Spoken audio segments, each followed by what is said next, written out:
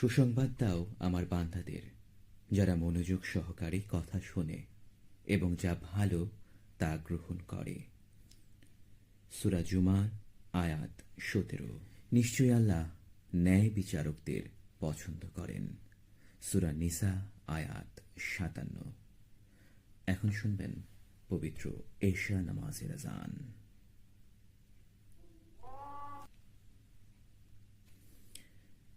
তোমরা গীবত বা পরনিন্দা করো না। গীবত করা মৃত ভাইয়ের মাংস ভক্ষণ করার সমান। যারা সচ্ছলতা ও অভাব সকল অবস্থার মধ্যেই দান করে, রাগ সংবরণ করে ও মানুষকে ক্ষমা করে, আল্লাহ তাদের ভালোবাসেন। সূরা আল ইমরান আয়াত ১৩৪। শুনছেন বাংলাদেশ বেতার রাজশাহী FM ৮৮.৮ মেগাহার্টজ।